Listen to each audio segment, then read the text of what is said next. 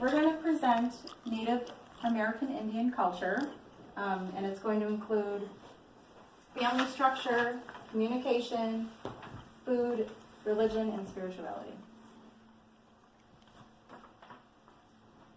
So for the religion and spirituality, the Native American religions are spiritual practices of the indigenous people of America. Traditional Native American ceremonial ways can vary, and they differ from tribe to tribe. Traditional beliefs are usually passed down in the forms of stories, and they rely on face-to-face teaching, and they are told within the community and within the family. Native American spirituality encompasses hundreds of different tribes throughout North America. Each tribe has a very different element to their belief. Some tribes have similar events, including telling stories and the healing powers, such as medicine. Among the Native Americans, peyote ceremonies are common as a part of their rituals, and they believe that the hallucinogenic effect brings them closer to the spiritual world. Peyote is considered a Scheduled I drug and is legal in the U.S. exclusively to the Native American Church. And there's some examples of some of the paraphernalia that they use during their peyote rituals.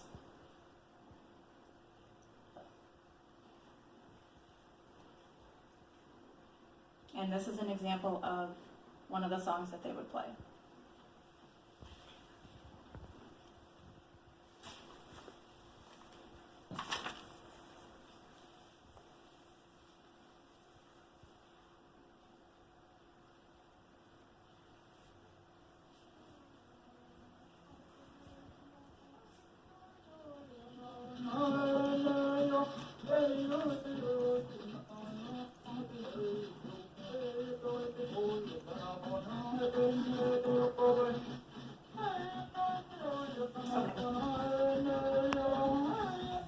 Okay, and dancing is a very big part of the Native American culture and their rituals and ceremonies.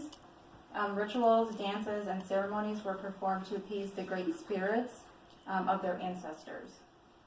Some of the most famous American dances include some of those that are listed there. The deer dance, the pipe dance, and you've probably all heard of the ring dance. And here would be an example of, rainmaking is a weather modification ritual that attempts to invoke rain. So if they want rain for their crops, they're going to do this rain dance ritual.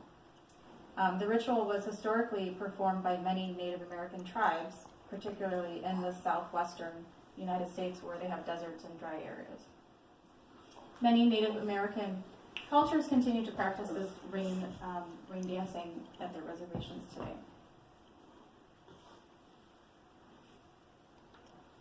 And here's an example of their dances.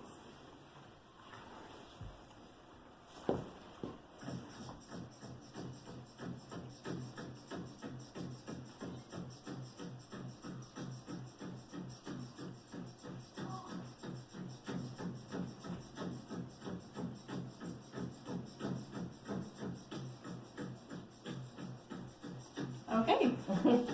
I'm doing family structure. I did more of a modern view. I didn't do the background of Native Americans. Their family is, have members of fictive and non-fictive kin, meaning they're blood related and non-blood related. So they encompass extended family, tribal community, and the tribal nation as a whole.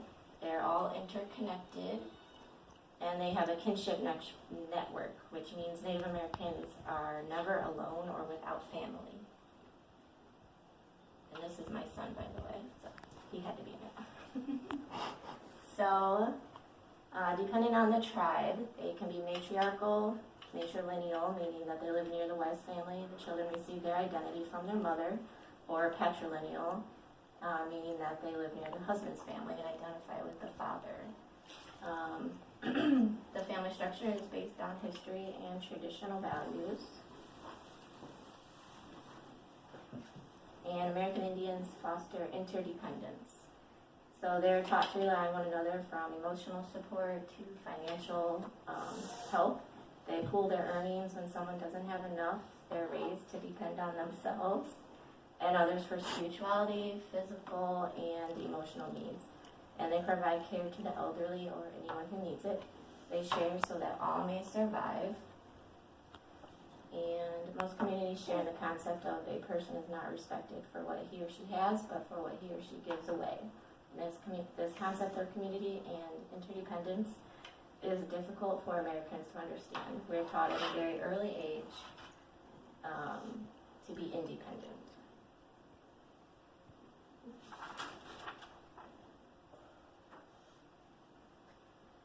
So women play an integral role. They are very active in society. They're seen as wives, mothers, and in a lot of cases, the breadwinners of the family. They're actively involved in tribal matters. They seem to be better able to find jobs in modern society and have careers outside the community. Is that better? Women are often seen as passing on the culture and traditional ways through their relationships with others. Because of this, they're often called keepers of the culture.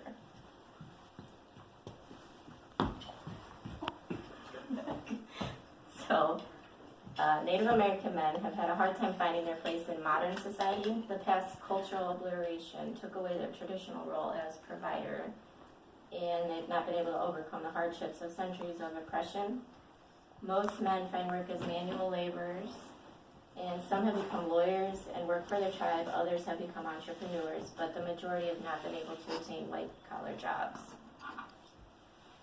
They do still hold prominent roles in the tribal community for all the problems they have assimilating with modern society.